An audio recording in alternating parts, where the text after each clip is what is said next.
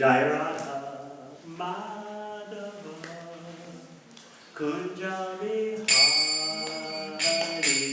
Jai Radha Madhava Kunja Vihari Jai Radha Madhava Kunja Vihari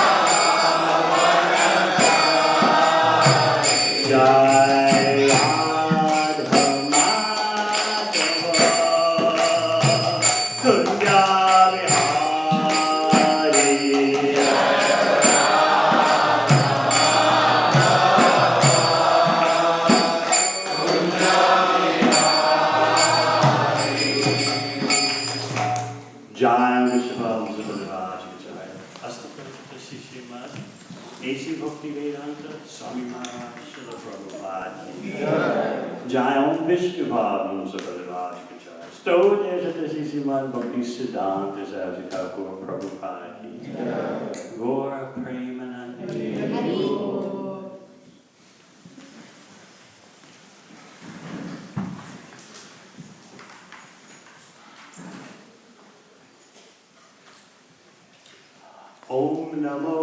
Bhagavate Vasudevaya.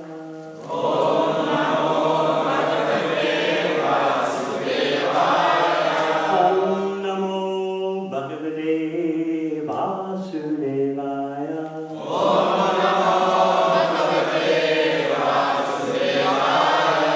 Om Namo Bhagavate Vasudevaya.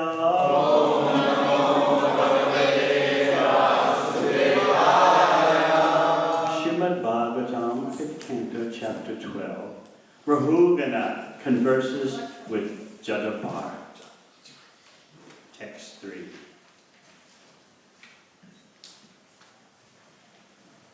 Tasmāt bhavantam mama samsayatam. Prashyami paschat arjuna subodham. Adhyatma yoga gratitam tabuktam. Adhyahi gotu hala chetaso me. Tasmāt bhavantam mama samsayatam. Prashyami paschat arjuna subodham. Adhyatma yoga gratitam tabuktam. Adhyahi gotu hala chetaso me. Tasmāt bhavantam mama samsayatam. Prashyami paschat arjuna subodham. Adhyatma yoga gratitam tabuktam. Akyahi gotu hala cetasa me. Tasmāt bhavantam mama samsyayartam. Prakshami paschat aduna sabodham. Adhyama yoga grahitam tavokatam. Agyahi kautuhala cetasya me.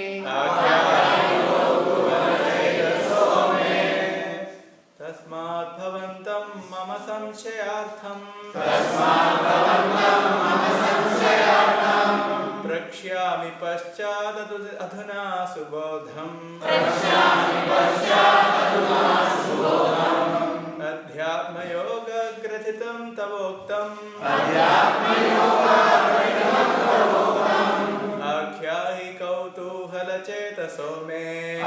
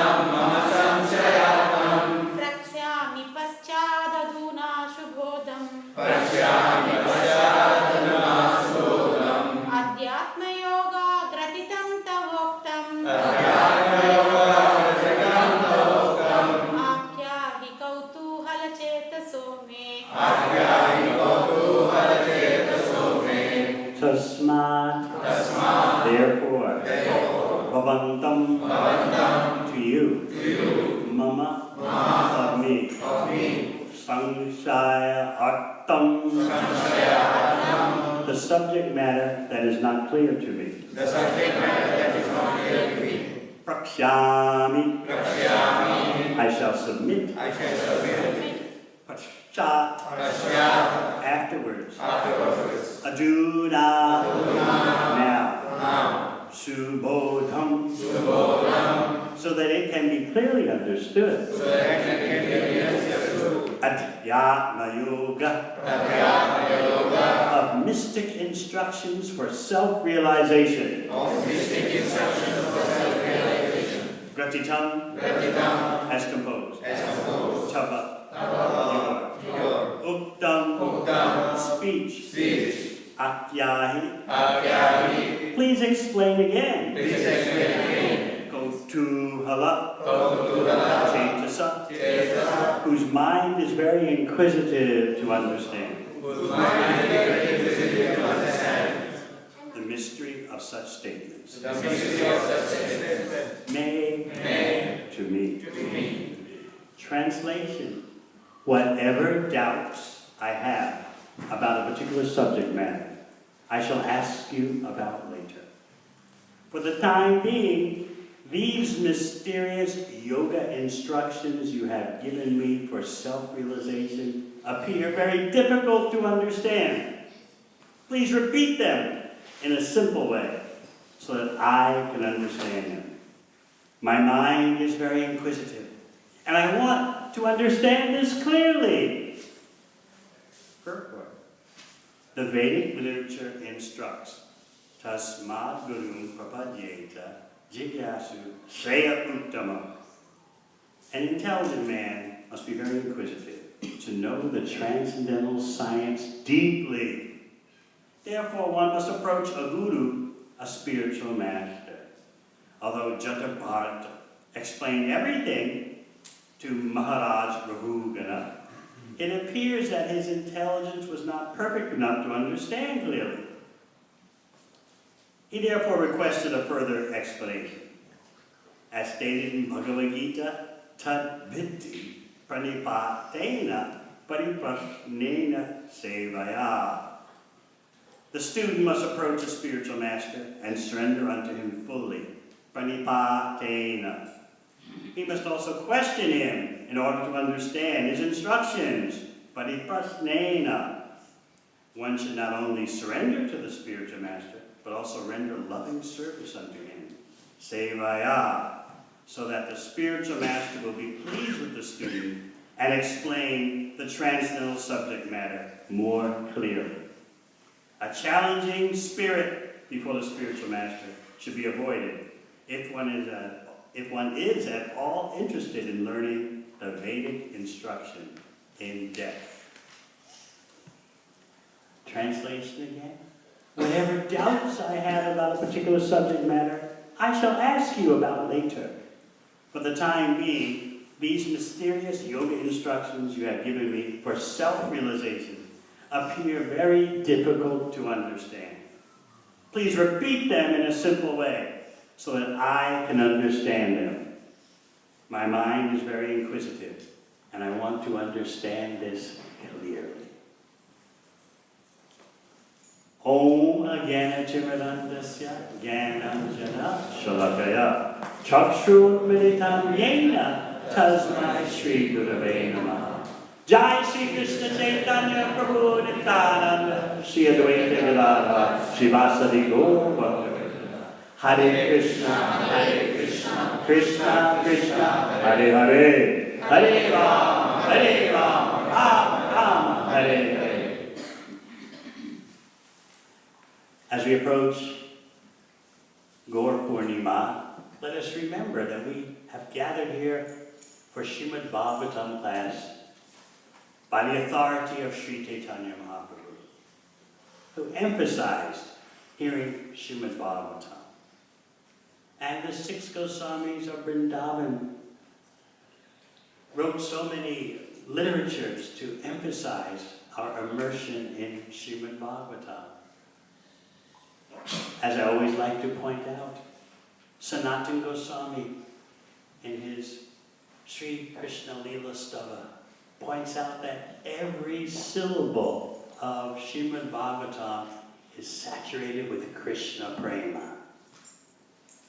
Now you might say, well, you don't see that. Just as Maharaj Rahugana here is saying, I don't grasp clearly what you're saying. But as we become more advanced in bhakti, through devotional service, the more Śrīmad Bhāgavatam reveals itself to us as the association of Sri Krishna. Our mundane intelligence, when it predominates, tells us, how can it be that simply by hearing from one particular book, you have the association of the Supreme Personality of Godhead Himself? But you see, this mentality is the ascending process. That I look at my faculties, my intelligence, my mind, my senses, and then what is real, what is possible, is based on what I can perceive. Whereas bhakti is about the descending process. Avarohapanta. It's coming down. If we reject what's coming down, this is impersonalism. How can we understand the Supreme Absolute Truth without the Supreme Absolute Truth revealing Himself to us? But because we're attached to this body, attached to our senses, we consciously or unconsciously demand, Krishna, come before me. Bhagavatam, every syllable it said is saturated with Krishna praying. Okay, let's see it. What's happening? I don't see the flood of love of Krishna in this book. Okay, 10th canto Krishna Leela, all right. But the other cantos, I don't know. We have this demanding attitude. Let the Supreme Personality of Godhead come to me on my demand. Because this is what material existence does to you. It makes you a demander.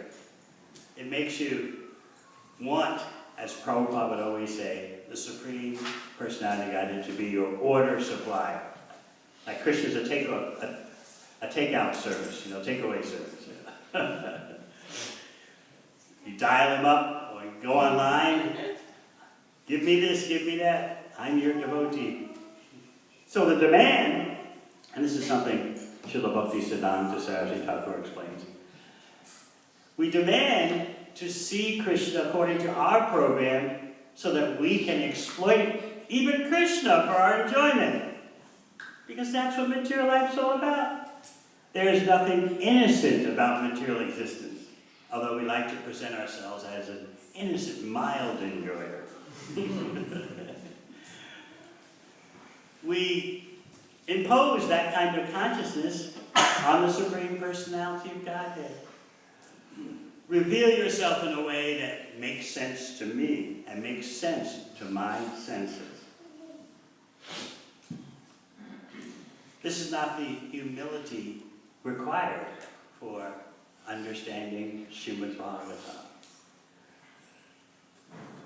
Rahugana Maharaj is demonstrating upon getting himself together and refocusing, he's now, after abandoning his arrogance, showing the real way to receive transcendental knowledge. You see, more important than seeing Krishna face to face is hearing about Krishna from authorized sources. Now, how can that be? Something can be right in front of your eyes and you don't recognize. But if you hear from an authorized source, then you can start to comprehend what's right in front of you. Just like, as you know, when Krishna was present to physical vision 5,000 years ago, very few understood who he is. Very few understood Krishna Tattva. They thought he was the most powerful person on the planet. but they didn't understand. He's Swami Bhagavan. Some thought he was a demigod. A few thought he's the super soul. But very few understood that he is the Sarva Karna Karna, cause of all causes. But Krishna is right there before their eyes. Similarly, when Chaitanya Mahaprabhu appeared in Navadvipa, very few understood his glories, and he kept those glories hidden. Every once in a while, before he went to Gaya and took sannyas, every once in a while, before he went to Gaya to do the ceremonies for his father, and then eventually he took sannyas. Before that, he would just give a glimpse of his being the Supreme Personality of Godhead. And he would tell those he gave a glimpse to, don't tell anyone. Sometimes people would visit his house when he was a Nimai, the little boy. And Nimai would do his pranks.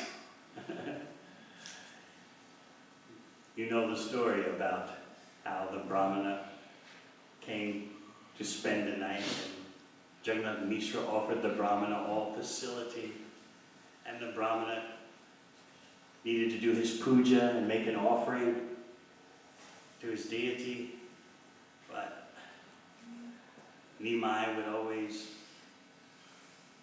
disrupt the whole process again and again.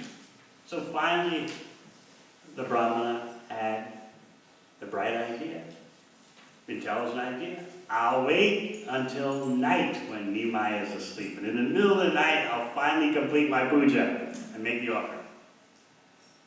And you know, again, the same thing happened. Everyone else is asleep, and Nimai comes. So then,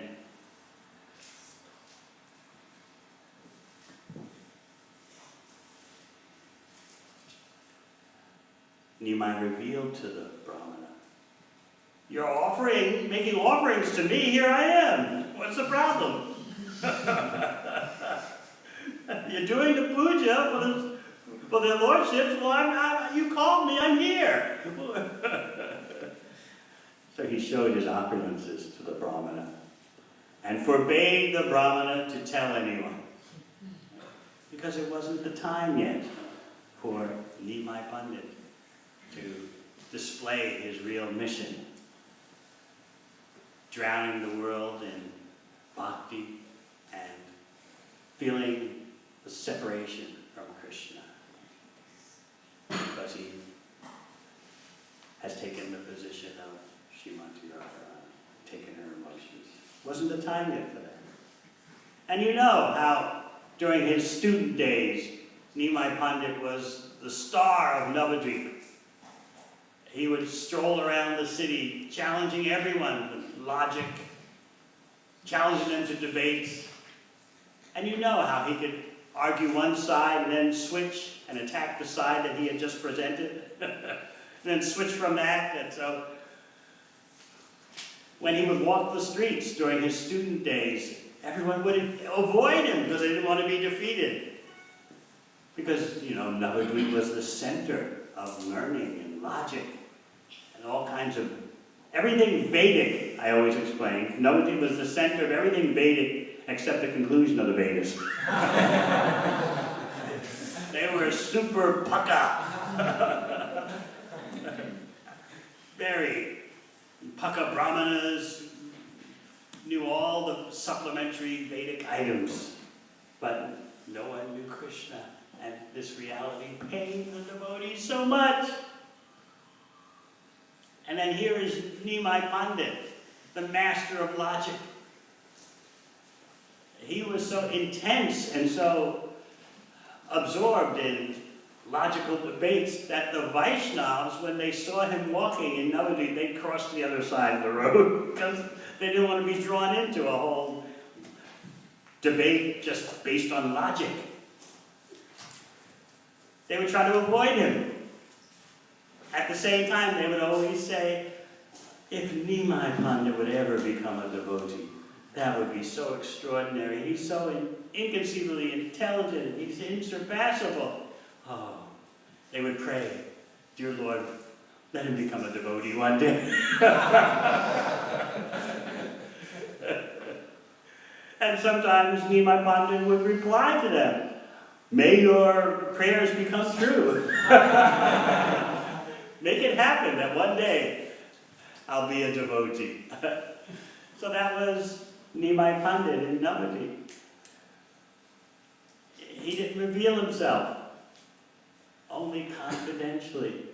One time at Advaita-Acharya's house, because Advaita-Acharya has a home in Shantipur as well as Navadvip. So Advaita-Acharya was having a kirtan, because the Vaishnavas really had to huddle together because they were made fun of by all the Vedic specialists in Navadvip. What's all this? The Vedic specialists who knew everything, as I said, except the conclusion of the Vedas, were making fun of the Vaishnavas. What's this kirtan?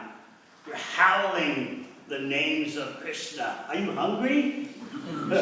You're keeping us up at night. You're bringing down upon us the rage of the Muslim regime. You're ruining the Hindu religion. Why are you wasting your life in this way? So the Vaishnavas really had to huddle together. They felt persecuted by the population's attitudes. And sometimes there was fear of persecution by the regime. And these Vedic specialists would threaten, we're going to turn you in to the Mohammedan regime. They'll take care of you. So there was all this kind of pressure. Peer pressure, social pressure, fear of government intervention. This is all going on as Nimai Pandit is growing up. But let's focus on one incident when he was just a little child, a wee lad. Advaita-Acharya and his Vaishnava associates are having kirtan and a Krishna Katha session. And somehow or other, they look and they see there's little baby Nimai, practically just started walking, and his little friends. And what are you doing here? Nimai said, you called me. But the Vaishnavas couldn't understand what that meant. So this is an example of how something can be right in front of your eyes, but you don't recognize it. And of course, what does Krishna say in Bhagavad Gita? Nam prakasha sarvasya yoga maya samavita. I don't reveal myself to everyone. You can't see me for what I really am unless I want you to. And we resent that. According to mundane science, this sounds impossible. Because to accept what Krishna says in Bhagavad Gita, you have to accept that your perception is under the control of someone else. And you don't want to do that because that ruins your material existence. Material existence means you want to be the controller and enjoyer. When I'm doing outreach programs, I often explain that as soon as you want to enjoy materially, even in the slightest, most innocent way, there must be control. You cannot separate control from material enjoyment. You can check this out during your daily activities. You want to satisfy yourself in some small or big way, there has to be an element of control there, even if it's just moving your eyebrows. Changing the tone of your voice. All these niceties. But still, it's about control. You're thinking how to influence the situation so I get an outcome that's, well, not only good for me, but good for everyone, of course. Right? Everyone will be happy if things go my way. So even the most subtle gesture is geared for that purpose. I need to control just a little bit in order to be satisfied. So therefore, it's difficult for us to accept that sarvasya chaham hriti sanivishto matasmitir jnana apohanam cha. Krishna says, I'm seated in everyone's heart. From me, as a controller in your heart, comes knowledge, remembrance, and forgetfulness. That means we can only understand Krishna Tattva, the science of the Supreme, if we please Krishna. And I explained many times that any dignified person actually behaves in this way. Let's say you're walking down the street, Dang Street, and some stranger comes running up to you. Excuse me, I want to understand you. You'll be taken aback, especially if you're a lady. You're like, no, really, I want to understand you. Tell me about yourself.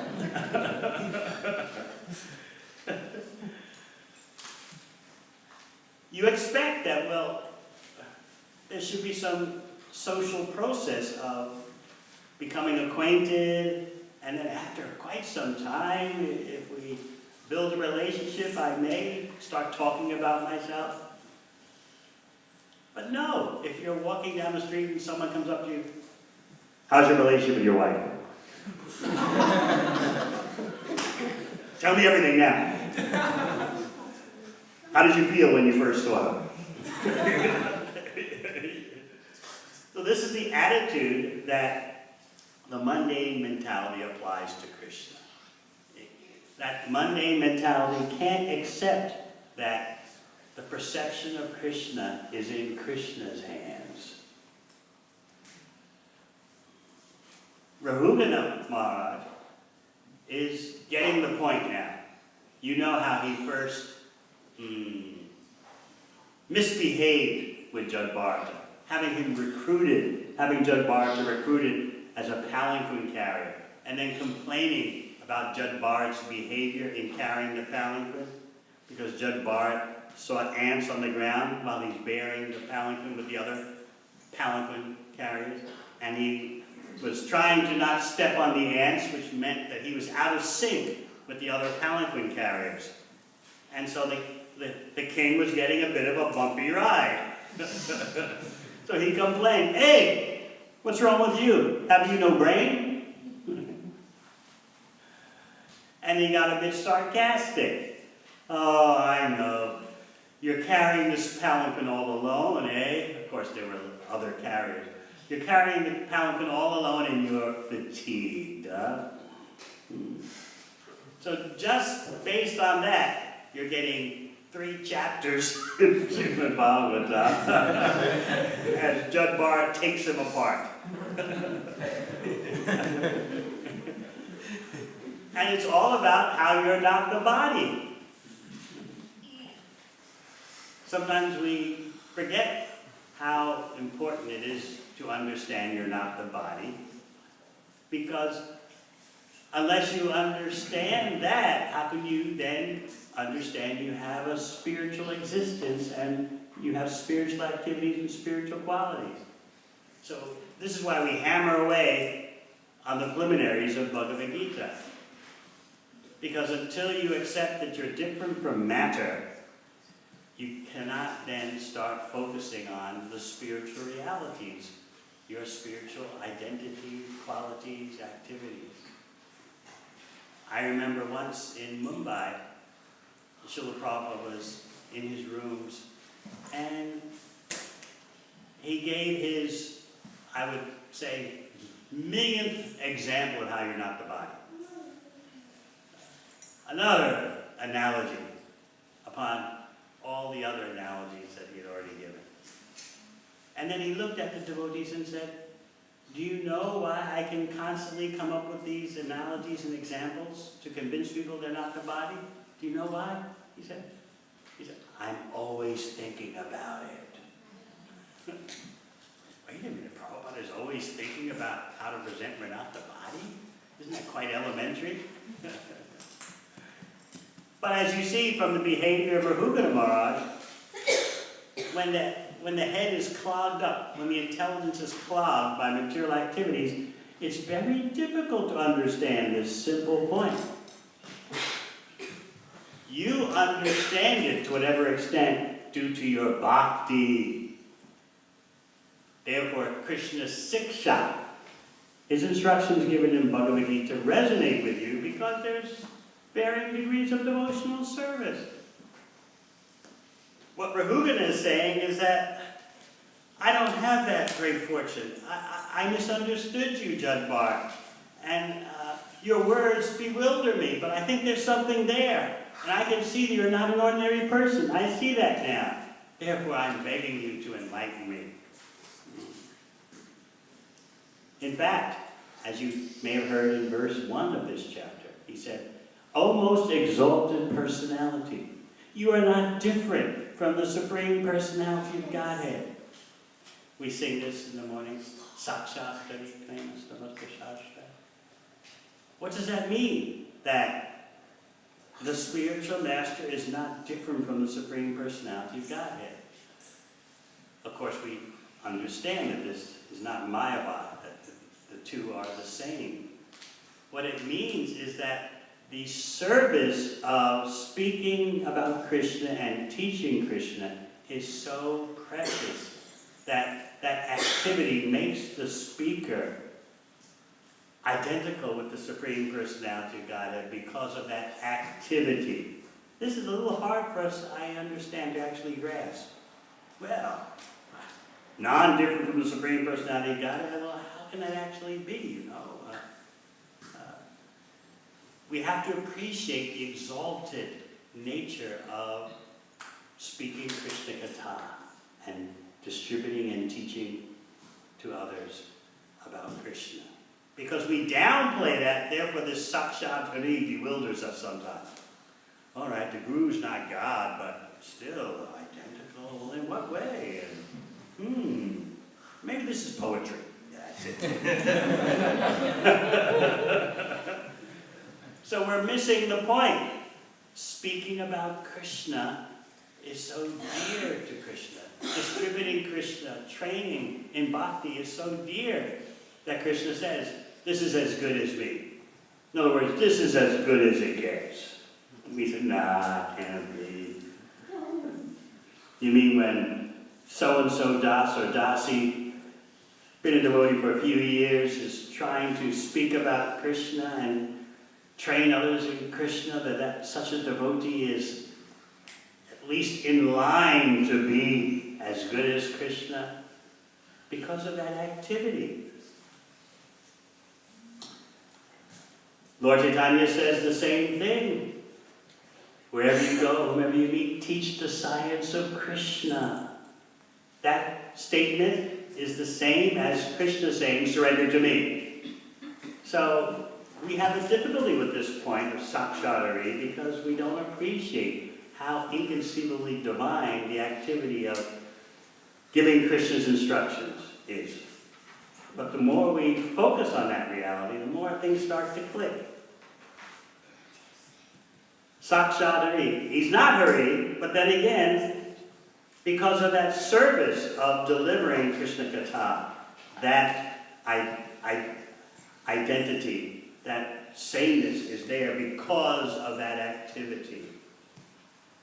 That activity is so precious that Krishna says, you speak about me, you teach about me, you're as good as me. It's Krishna's generosity to highlight this activity. So, Rahugana is coming to his senses. He's recognized, in the dress of a friend of a Brahmana, you are hiding your transcendental blissful position. I offer my respectful obeisances unto you. See, Jadbar he's the perfect example of what is known as speaking truth to the powerful. Even though he's acting as an avaduta in this lifetime, he's a master of ISKCON communications. He brought the king to his senses. Of course, we don't take the position of avadutas. Won't be very effective for our outreach.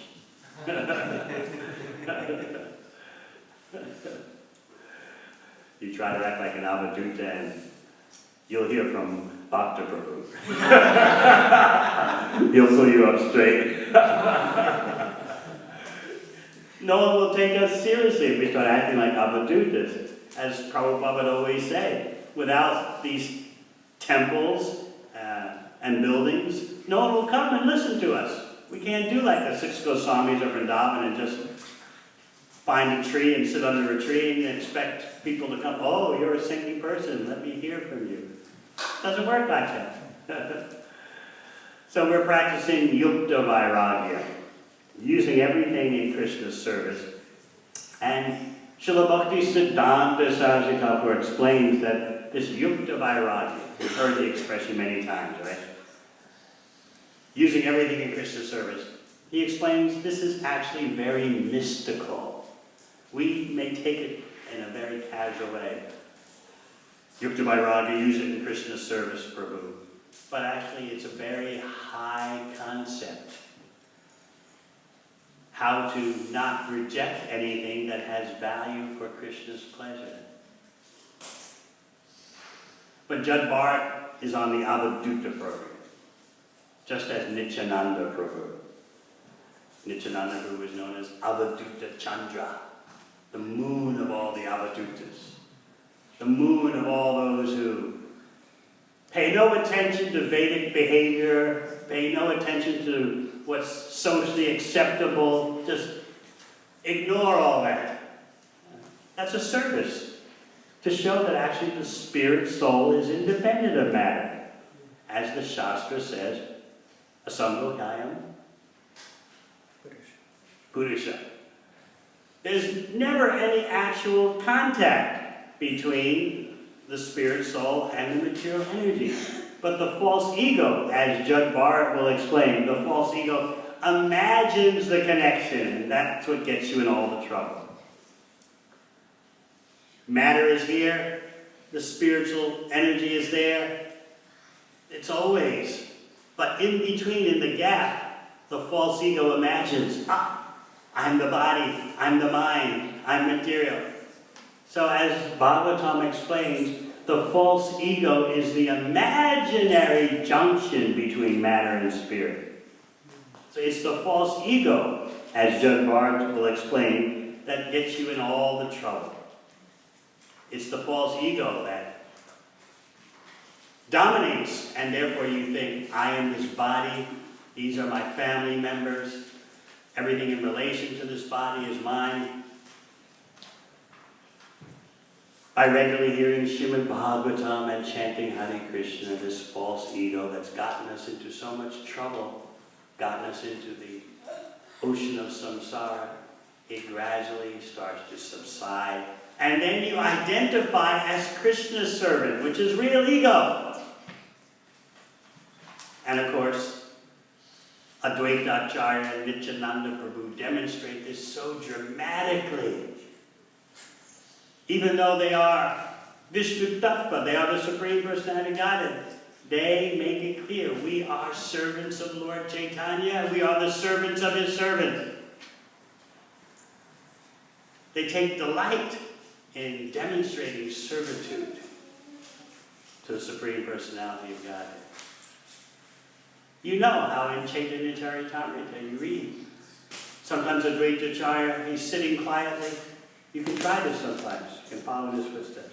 You're sitting quietly, then suddenly you jump up in the air. I'm the servant of Lord Chaitanya. I'm the servant of Lord Chaitanya. I'm the servant of his servants. Then you sit down quietly again. I don't recommend you try this on the tram when you go to it.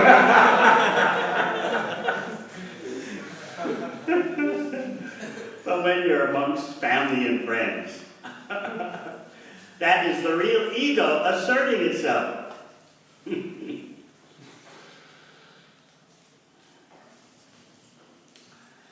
So what else does Rahugana Maharaj say that is now motivating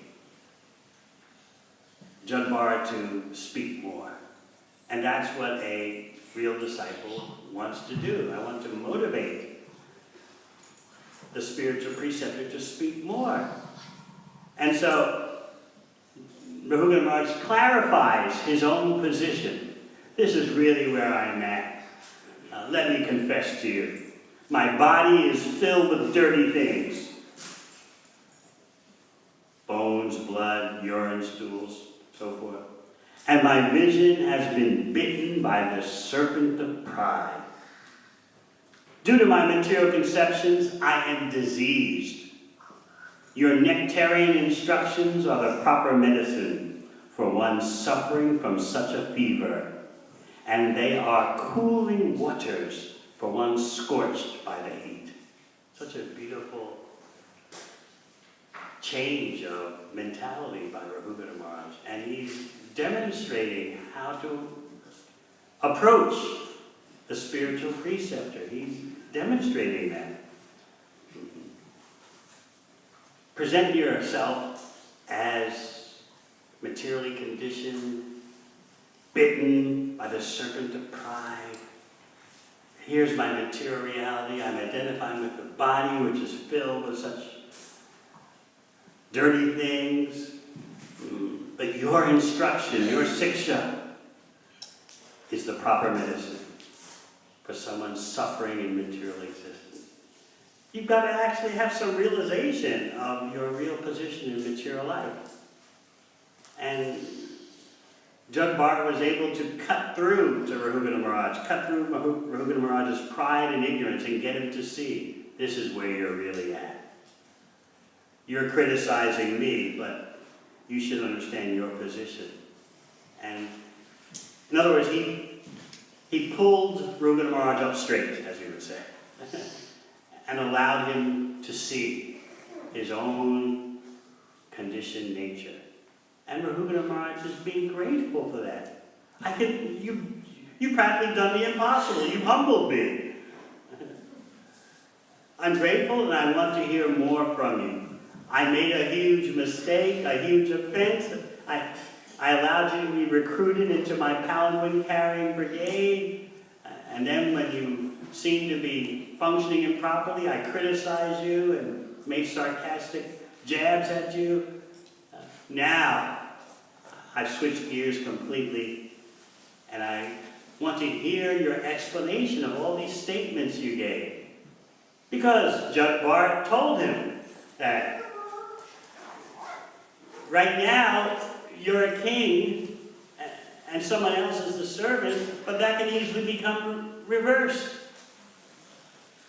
And here I am under the palanquin carrying you, but my body is made of matter, the palanquin is made of matter, your body that's on top of the palanquin is made of matter, yet this pile of matter on top of the palanquin calls itself a king. Ah.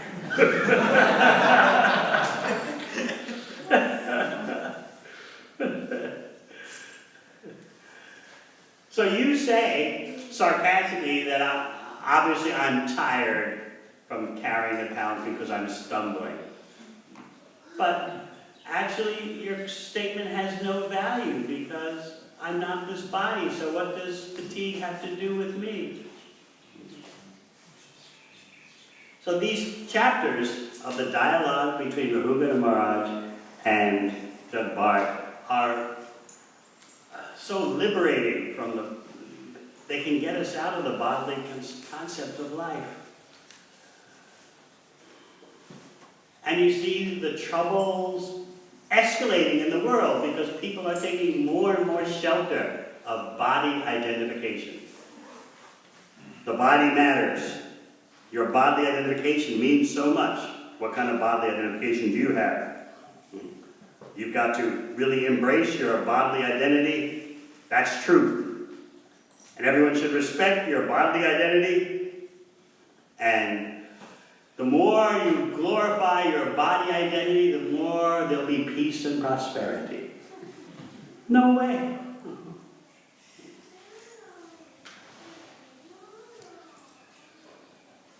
As Srila Bhaktivedanta Saraswati Thakur explained to Srila Prabhupada when they first met, bhakti is so crucial and important. It can't wait for anything. Now that is a striking statement to make to someone who was, at that time, Srila Prabhupada in his external activities was very much involved in Gandhi's independence movement. And here you go see a sadhu and he says, not that important, nothing comes before bhakti. This is a very bold statement to tell to someone who's an activist in a movement to materially liberate a society from colonization. And you say, not important. Bhakti cannot wait for anything. Doesn't matter whether there's political subjugation, exploitation, colonization or not. We must present the mission of Chaitanya Mahaprabhu. So this is Srila Bhaktisiddhanta Saraswati Thakur cutting through. And Srila Prabhupada, by his own words, said we had a bit of an argument. But he said, in the end, my Guru Maharaj prevailed, and I recognize the spreading of Mahaprabhu's movement is in the most capable hands.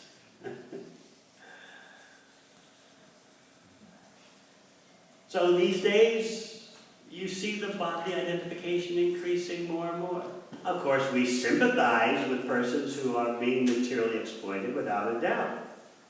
At the same time, we know the solution is not to increase the body identification. So, on the one hand, there's appreciation for anyone suffering. On the other hand, we know the solution is not to become more absorbed in your body identity. So this requires perhaps some maturity in that there's sympathy and compassion. Just because someone is suffering materially, being exploited materially, we say, oh, anyway, you're not the body. No sympathy for me. You're not the body. No, we are compassionate to anyone who's suffering. It's just that we know the solution to the suffering is not to increase the body identification. But sometimes when trying to explain these things, Prabhupada would just shake his head and say, because news reporters sometimes wouldn't get what he was trying to present. And he would just say, it's very difficult to understand. Krishna consciousness is actually for very intelligent persons. And when he said very intelligent persons, he didn't mean necessarily your academic degrees. He meant you had to have some kind of propensity for spiritual insight. So therefore, we're mass distributing the opportunity for devotional service. Prasad, books, outreach, temples. It's all to give people the good fortune so that they can start to understand. Just like Rahugana made his turnaround. So today he's saying, whatever doubts I have about a particular subject matter, I shall ask you about later. For the time being, these mysterious yoga instructions, all Rahugana told him was, you're not the body. All Jud Bharat told Rahugana was, you're not the body. But Rahugana is saying, mysterious yoga instructions. For the time being, these mysterious yoga instructions you have given me for self-realization appear very difficult to understand. Please repeat them in a simple way so that I can understand. My mind is very inquisitive, and I want to understand this clearly. Jud Bharat has created inquisitiveness in Rahugana Maharaj. You said some things that I can't understand, but I sense that what you said is crucial for my well-being. So I'm going to ask you some questions later, but for now, please repeat what you've already said. And so you're going to see Jud Bharat expand upon his original dialogue with Rahugana Maharaj. He's going to say the same thing, but in a more expansive way. So it's very fascinating. And certainly, by your studying this dialogue, you'll become cleansed from the scourge of body identification. And this is all part of Bhagavatam's program to saturate you with Krishna prema. By hearing Śrīmad Bhāgavatam, you're associating with Krishna. Your heart's becoming cleansed, and attraction for the Supreme Personality of God is being revived. Krishna become more and more aroused. And this process is the greatest benefit for your human form of life. All right, any questions? Yes?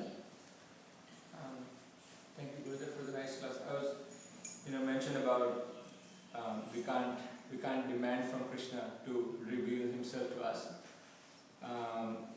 But sometimes we pray, and I was wondering if you can say, is it okay to pray to Krishna when we're praying that, please give us the spiritual experience or some vision of that the reality, so we sort of... You want to pray for service to Krishna. Through service you get everything. So your prayer is, how can I be a better servant? How can I serve you better for your satisfaction? And then everything comes. Bhaktyamam abhijanati. Only by devotional service can I be understood. When Chaitanya Mahaprabhu was demonstrating, when will my eyes be decorated with tears of love flowing constantly when I chant your name? That's nama seva. He's begging for more intimate service to the holy name.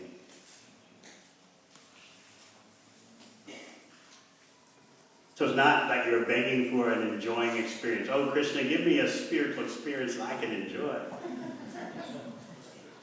A mature devotee doesn't do that. In the beginning, it's okay. You're approaching Krishna, that's all right.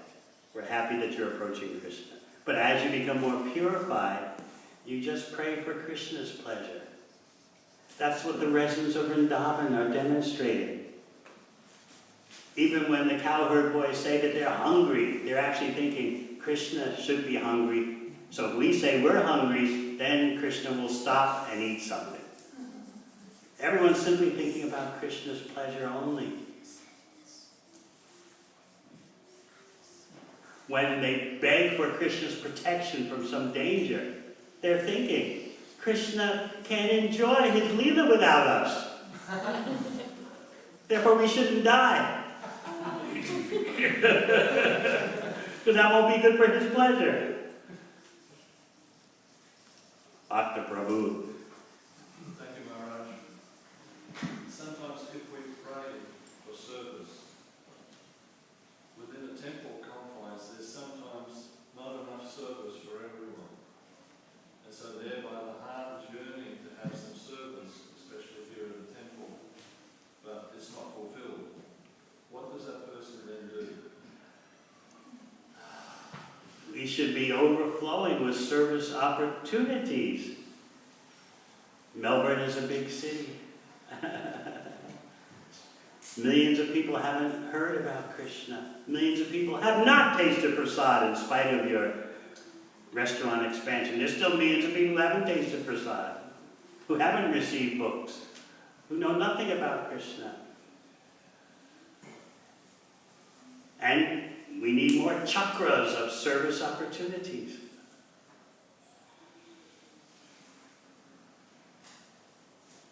That's up to you, big local leaders, to sort out. Of course, Melbourne is not the size of New York City, but still, I remember Prabhupada in New York in 1976, devotees were talking about the temple. And Prabhupada said, why the temple? Why not 10 or 12? But of course, executing that kind of plan takes intelligent management and coordination. And there's a time for everything. I know in New Zealand, Prabhupada said something very astonishing when they were building the first temple and attempting to build the first temple in New Zealand, in the Auckland area. Prabhupada said, why one temple? Every town in this country should have a temple. I mean, towns in New Zealand, that means 2,000 people. So we're expansionists. And by the expansion, it creates more service opportunities. But we have to expand intelligently and competently with management, that's all. But we are expansionists. There's no doubt about it. The flood of love of Krishna is always increasing. The more the Panchatattva dance, they make it more easy for us to understand Krishna and expand Krishna consciousness.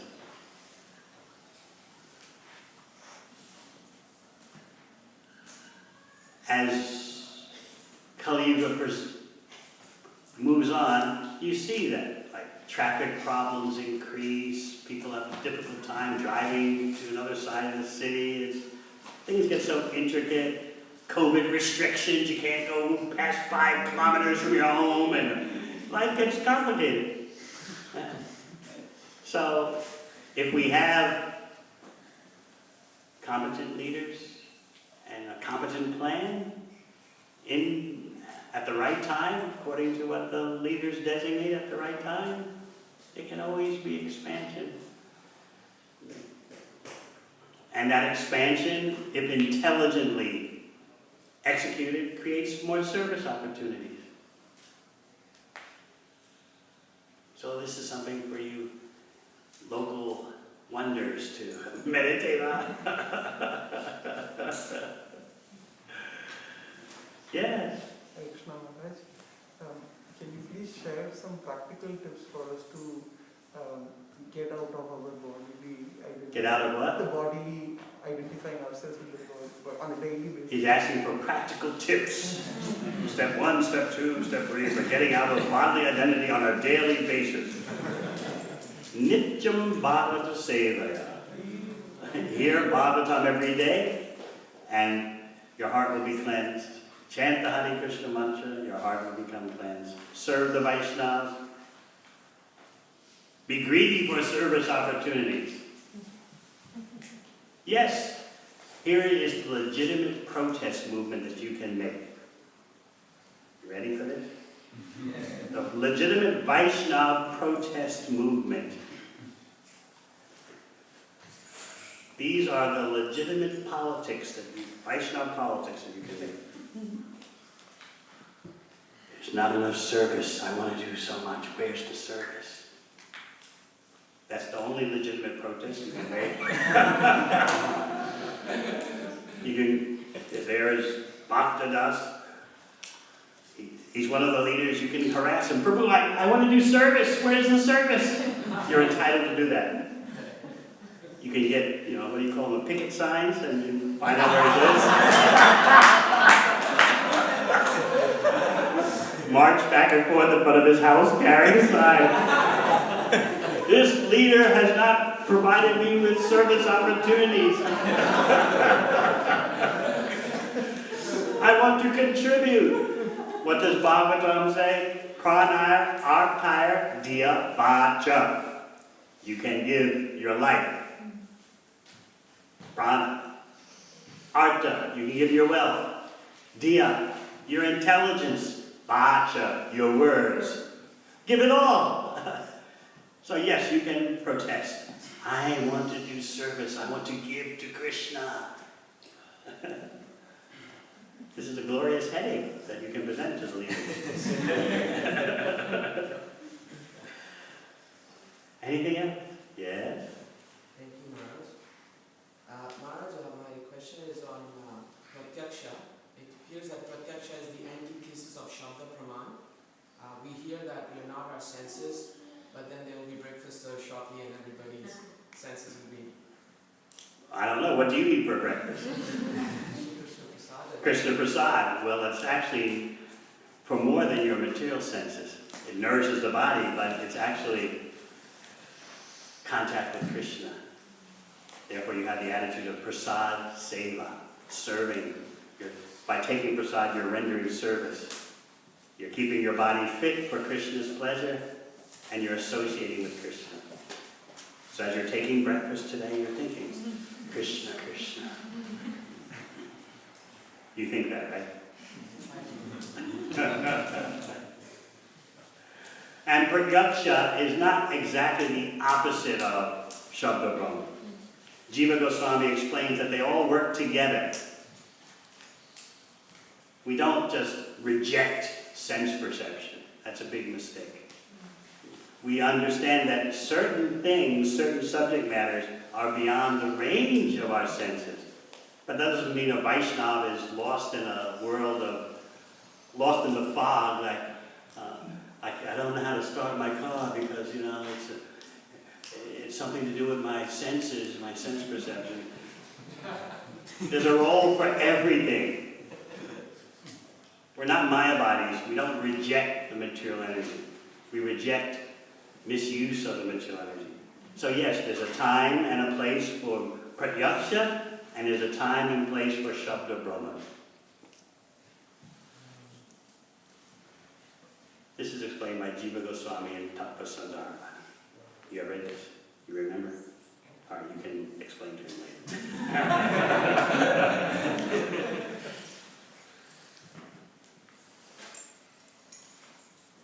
All right.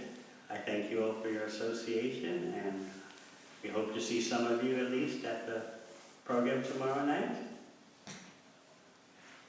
Where is it? Gasworks Theatre. Gasworks Theatre, just nearby. I went there some time ago for someone's wedding, or whose wedding was it? I know so many weddings here. Can't keep up with it.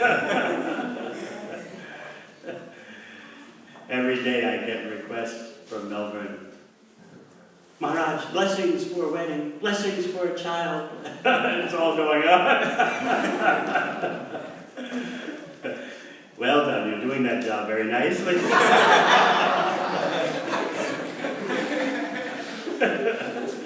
Service opportunities. All right, thank you very much. Hare Krishna.